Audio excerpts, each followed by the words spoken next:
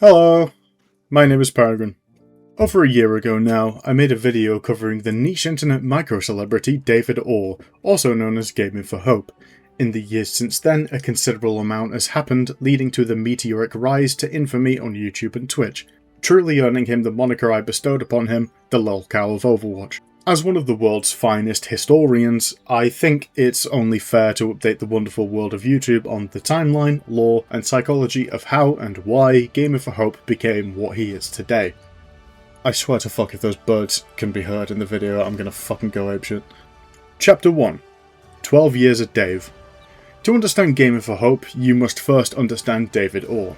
Just like all other LolCows, David overshares his life story like anyone gives a flying fuck. You see, David is a devout Christian man from fuck-ass deep red Idaho, currently living in Missouri, so naturally he's a very conservative man. And personally speaking, I think he's an excellent representation of this Americanized, bastardized version of Christianity. While he portrays himself as a virtuous figure, his toxic traits seep out constantly to reveal how his on-stream persona is at odds with his genuine beliefs. He is permanently in a state of toxic positivity, yet all his religious talk is coated in a thick layer of venom towards those different to him. Not that he'd ever admit that. To prove how much of a devout Christian he is, he had his wife take pictures of him reading the Bible so you know how dedicated he is, while he also cherry-picks Bible verses to follow and not to follow. Like most people from the child marriage states, he was pressured into getting married very early, shockingly by his boss from when he worked at a Christian radio station. His boss assumed that he had sex with a girl he met twice, so told him to either get married or get fired. When I heard this, I got genuinely angry, because that's just genuinely fucking horrible and no one should have to go through that. And this, to me, seems like a very obvious, wrongful termination lawsuit, but like the good little Americuck he is, he got on his knees and licked his boss's boots and got married to a random woman he met twice. Good job, David. Remember, kids, if your boss asks you to do something, you do it, because he's above you and gets paid more. That makes him a better person. After a while of being married to a random woman he didn't like, he said enough is enough and got a divorce, which is absolutely the right thing to do in that situation. However, divorce is a sin and you will be going to hell, David. Then he met his current wife when he was 23 and she was 18, and then got pressured by her parents to marry her really quickly. Again. Bro. Now, there are some naysayers who claim Rachel was 17 at the time they started dating, starting the grooming for hope meme, but there's no clear evidence of this, so I'm gonna give him the benefit of the doubt and say that isn't true. Since then, David has lived with Rachel and her parents, and the 2 kids he's had with her, and also the kid from Rachel's previous relationship, meaning she had a kid when she was probably about 16. Honestly, when it comes to Rachel, I worry about her a little bit sometimes, but she seems happy and fine, so I guess I'm in no position to judge. However, just before marrying Rachel when he was still with his ex-wife, David started pursuing content creation as a potential career route, vlogging and playing 7 Days to Die, then transitioning, no pun intended, to Overwatch, where he planned to eventually go pro, because like all Rust Belt inbreds, he just assumed that you can go pro in a video game by playing it. The mission of Gaming for God, as he was known at the time, was essentially to be a missionary to the newest frontier, to interwebs, and of course, like all respectable megapastors, to make fuck tons of money to live a lavish lifestyle. Again, not that he'd ever admit that. Where exactly his initial fanbase came from is still up for debate. Personally speaking, when I was making Minecraft videos at 15, I used to join loads of subscribe for subscribe Facebook groups, and quite a few of them were Christian themed, and it is a noticeable trend in Americanized Christianity that they tend to back each other up, no matter how stupid the idea, because of their imaginary persecution complex, creating a very tight-knit group. So if I was to make an estimate, I'd say this is where the original fans came from. But then, David's life changed forever when he made a short on Venture, the new hero. As you all know by now, Venture is a non-binary hero, so the pronouns of this character are they, them. Of course, like all transgender characters in any kind of fiction, this caused massive backlash from Chud World, but as a demonstration of how not like the others he is, and just how much unconditional love he has for them, David made a short proclaiming that he's going to use Venture's preferred pronouns even though he doesn't believe in them. Which, in fairness, is the correct thing to do from that position. However, making an entire short about it and acting like the fucking messiah for doing that is incredibly performative and self-aggrandizing.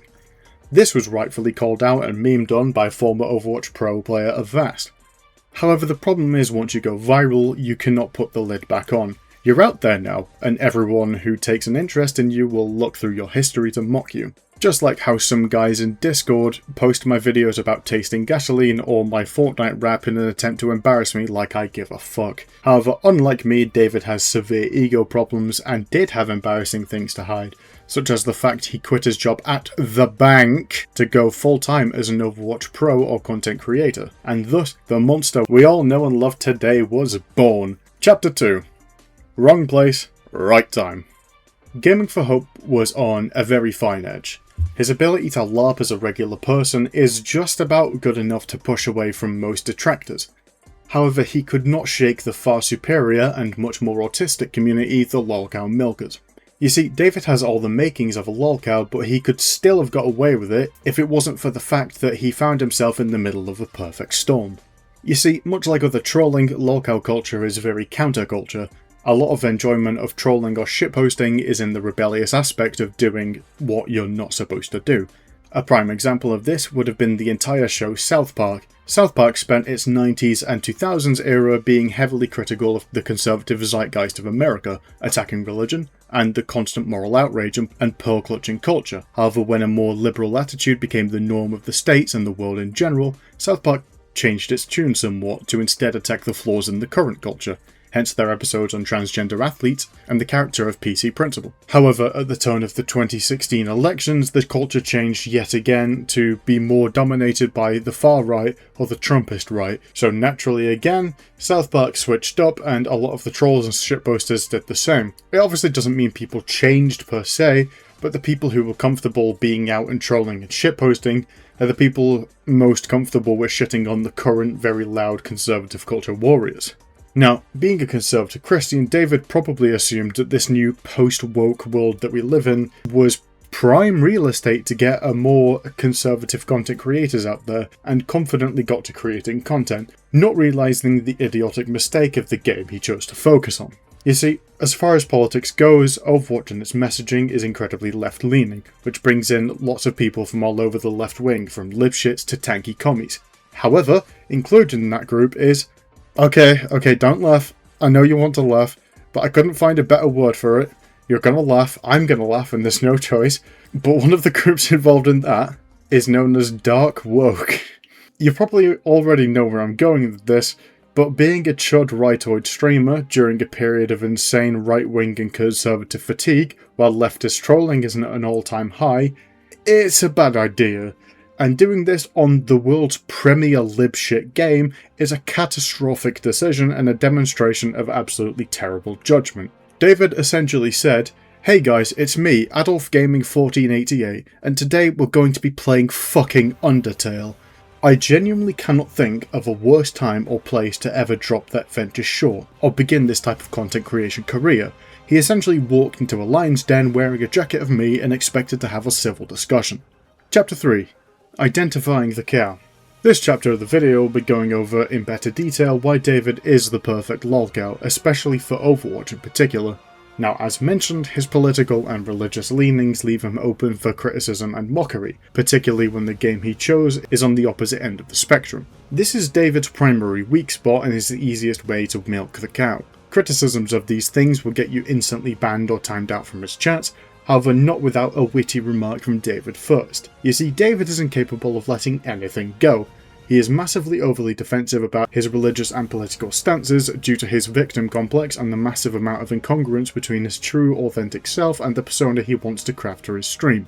As much as he preaches to be a good guy and accepts everyone, David's brand of religious identity and political leanings completely forbid him from being a truly open and accepting person. He is an evangelical Christian and a full-on Trump supporter, two identities intrinsically linked to being openly hostile to other people. Put simply, these two things cannot coexist. You can either be an open and accepting person, or a Christ-cuck chud. Now obviously this isn't the case for all Christians, Each section of the religion is very, very different. However, David's more hardline Christianity is wildly toxic. Knowing this, David and his team of brown-nosed moderators are intent on keeping the chat rooms politics-free. Obviously, this is done under the guise of escapism from reality. We don't want to talk about politics here. However, the true reason for this is in the hopes of hiding his true beliefs. So in case he has any minority fans, which he does, they won't find out his true opinions about them.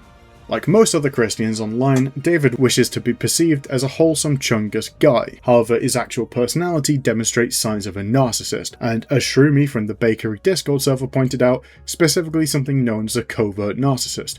David is constantly in a state of attempting to appear humble and keeping himself in check. Meanwhile, angry posts on Twitter appear to demonstrate a man who boasts about his status on the internet as a micro-celebrity. Regardless of how much he claims to only care about the Lord's opinion of him, he is incredibly diligent in the way he crafts his image, as I mentioned before, but this has left him incredibly paranoid and hyper-vigilant. For example, one of Gaming for Hope's largest trolls is that of Eating for Cake, who creates YouTube poop-style videos for David's lowlights. Cake has a Discord server called The Bakery, where David unironically has spies that report back to him what the community of haters is saying. Other narcissistic traits David projects is his intense victim mindset. Now yes, it could be reasonably argued he is in fact a victim of a bullying campaign online. However, initially this was not the case. His clapback from his original claim to fame, the Venture Short, was a valid criticism of a stupid choice he makes. However, he went out of his way to paint himself as a victim of the Overwatch community's toxicity. This also occurred around his second claim to fame, when he quit his job risking his family's financial security on a moronic pipe dream of becoming an Overwatch pro. Now, ironically, he does now make enough money through content creation to quit his job.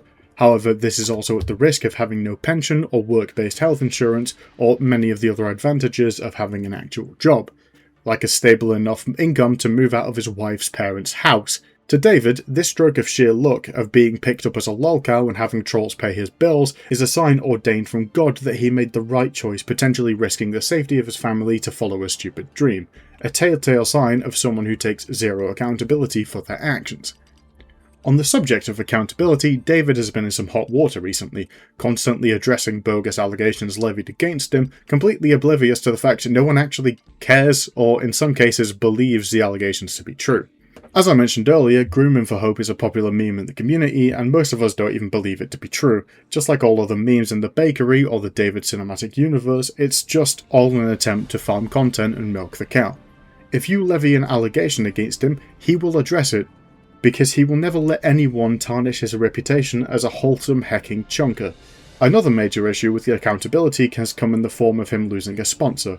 For whatever reason, Wallhack, a mousepad company, sponsored David for a while, until they dropped him a few weeks in because of his chosen charity of the month. His charity of the month is when he donates 10% of his earnings to appear humble. How about instead of doing that, you feed your fucking kids, David?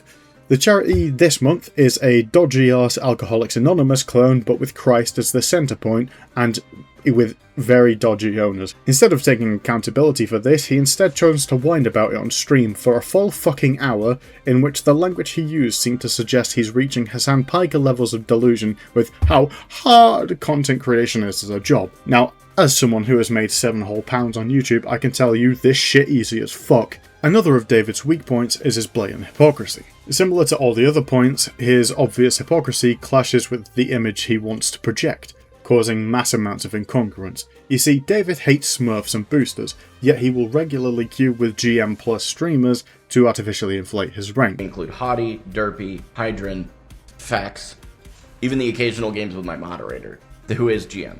Pointing out the hypocrisy in this is a guaranteed ban from his chat, which means it's time to discuss the fucking janitors. Usually when it comes to LolCow culture, it's only the LolCow themselves that gets that much attention.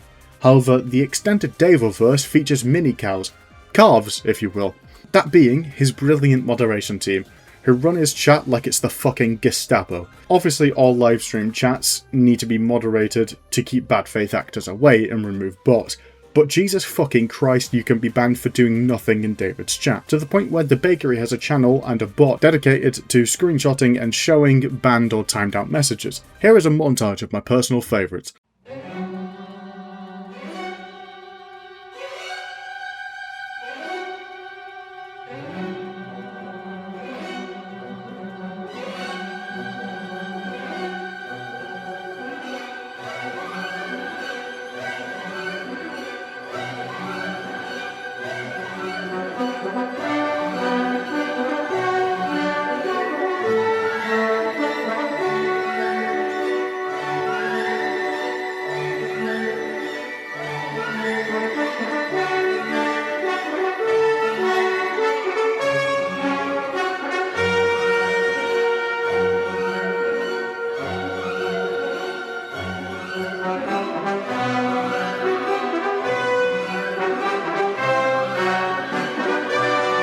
There are already hundreds of incorrect bans from Gaming for Hope's chats already. In spite of this, he somehow still manages to pull 300 average viewers a stream, which, don't get me wrong, is an impressive number, but can you imagine how much more money he would be making if he didn't ban every fucking human alive? Chapter 4. Memes. The DNA of the soul. Now here is the juiciest section of all.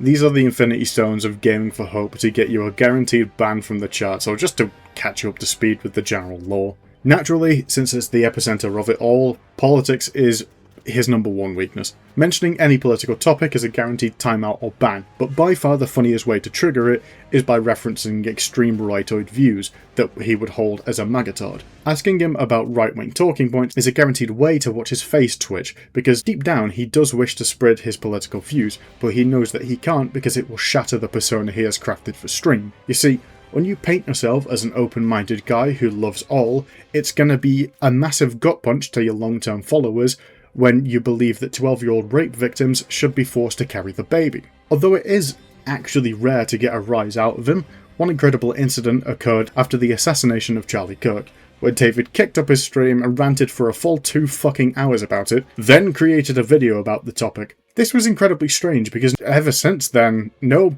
political killing has caused this response from David, which is an amazing self-report to say that Kirk's killing personally hurt him, meaning he was most likely a follower of Turning Point USA and their worldviews. To this day, the Kirkinator is still a sore topic for David, which is a fucking crazy sentence to say when it's already been 7 months and he never actually knew him. Another prime example of this comes from the bakery member Moral Virus. Virus was kicked from Gaming for Hope's Discord after the cold-blooded murder of Renee Good by ICE agents. Despite his prior 2-hour crying session about Charlie Kirk, David found it acceptable to make fun of the shooting of Renee. When Virus correctly pointed out that she was shot by ICE without reason, an argument ensued leading to him being banned. So clearly David does not give a flying fuck if someone is murdered as long as they don't agree with him. The best way to get a real tangible rise out of him is by giving constructive criticism. I wish I was joking, but no, the best way to get a reaction is to give good faith advice about his gameplay. Because if you aren't being openly hostile, you might avoid getting banned, but he will tell you to knock it off, and you'll get a David classic forced stress laugh. Bonus points if you can somehow manage to get some zest in the comment, like passive aggression, or anything that can match his toxic positivity.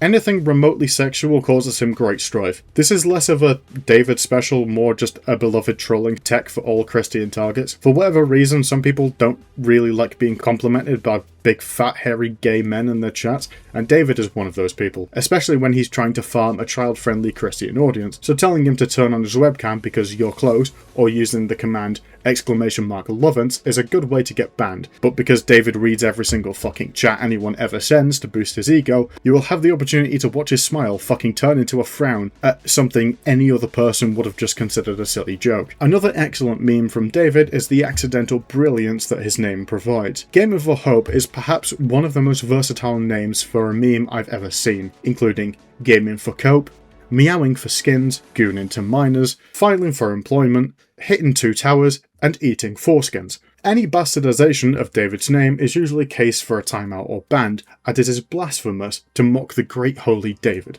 As mentioned earlier, a very popular and current joke in the community is how much he hates the labels he is being correctly given to him as a boosted player. He has been playing with a lot of GM Smurfs recently in an attempt to climb out of Diamond. However, when the enemy team has a Smurf or a Stream Sniper, he will go out of his way to whine about it as much as humanly possible. This has led to a genuine influx of ex-David fans joining the bakery to search for answers as to why they've been banned.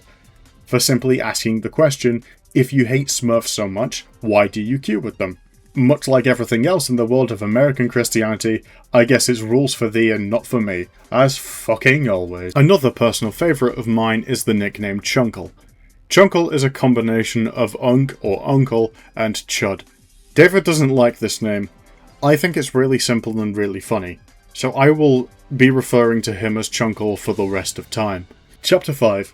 Key players. This is a little mini section just so everyone's on the same page about what names mean what, who they are, and like what relation do they have to David. Rachel is David's wife. She seems to do most of the work around the house and at her normal job. There is much to theorise as to how Rachel got into this mess in the first place, but like I said before, she seems happy with him, so I'm not really in a position to judge. We like Rachel on this channel. This is a pro-Rachel channel. Rachel's parents are the poor motherfuckers who housed this 30-year-old man-child because, I don't know, fuck moving out of my wife's parents' home, make me more chicky nuggies, bitch.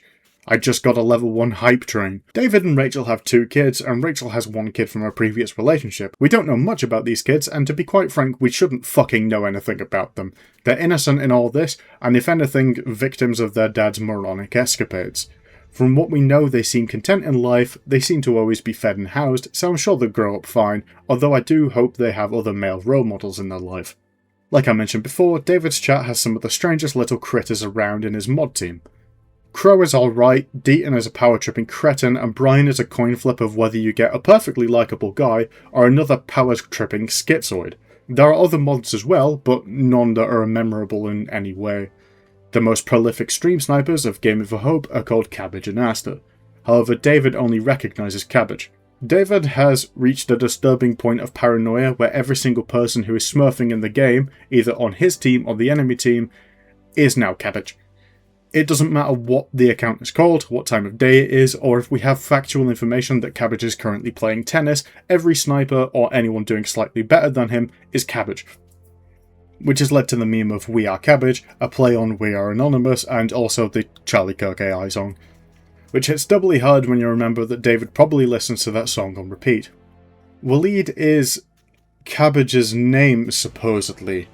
A random chatter in YouTube chat claimed that Cabbage is a famous Saudi Arabian Champ 1 EU DPS player named Waleed.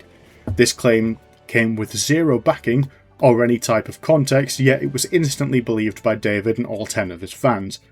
Now, when it comes to Cabbage, there's a little bit of controversy between him and the mods because Cabbage is a bit of an edgelord, but ultimately speaking, he's harmless. He's doing this all for shits and giggles, and he brings the giggles. You can't really complain that much. Fax was a potentially prolific character in the extended Davoverse who planned on getting David's trust and boosting him to almost masters, then outing himself as a troll and watching him go on a catastrophic lost streak for content. However, somehow Fax was outed as a troll before he had the opportunity to let the plan go to fruition. This might seem insane to say, but David genuinely has spies in the Bakery Discord server to check up on plans, leading to essentially a server-wide game of Among Us. And finally, the hate channels, where you've probably all come from. Due to him being a prime LolCow, hate channels have spawned from nothing to cash in on the cow and to try to make high-quality slop from Gaming for Hope's videos.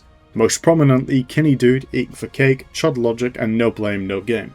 David has recently seemingly come around to their hate channels, either as a cope or a genuine realization of the symbiotic relationship at play. However, no matter how much money he makes, he will still forever deep down hate anyone involved in the community for exposing him for what he is before he ever had a chance to blow up in the first place. Chapter 6.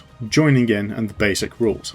If you've watched this far in the video, firstly, thank you. And secondly, it means you're maybe interested in contributing to the cause or at least observing the culture. So let me run you through the basics of the rules. Part of what makes David so great in the first place is that he's a giant fucking chode. But he's not a monster or a criminal. So don't treat this as some kind of sting operation or like you're torturing an evil guy for fun. If you catch yourself feeling genuine hatred or vitriol towards him, this community is not for you. Personally speaking, if a doctor told me Game for Hope needed a kidney or he'd die, I'd be naked on the bed within 10 seconds. But at the same time, if a doctor gave me a water balloon full of piss to throw at David, I would be throwing that shit. Stuff like doxing or heaven forbid swatting is not okay, and you will be treated like the fucking try-hard ween you are. Remember, LolCow milking is purely for fun. We aren't trying to blame off the internet, just instead squeezing the lols we can get out before we inevitably get bored and move on, which unfortunately for David will mean the death of his channel. The ultimate goal of this community varies from person to person. Most people are simply here for a laugh, but some wish to genuinely see David give up on this stupid dream, because quite frankly he isn't cut out for this, and like I said a year ago in my original Gaming for Hope video, it's not just his future he's fucking with. He has 3 kids to look after. And while yes, he's making money now, this will not last forever, so he needs a stable job and to move the fuck out so his in-laws can enjoy their retirement. And with that, that's the basic rundown of all of Gaming for Hope's lore. So now you can watch Cake and Kinney uploads with a better understanding of the jokes and the community that surrounds it. And by all means, join the bakery and have a look around. Everyone is fucking autistic, but it's a fun time. Maybe I'll see you there. Lots of love, Peregrine Productions.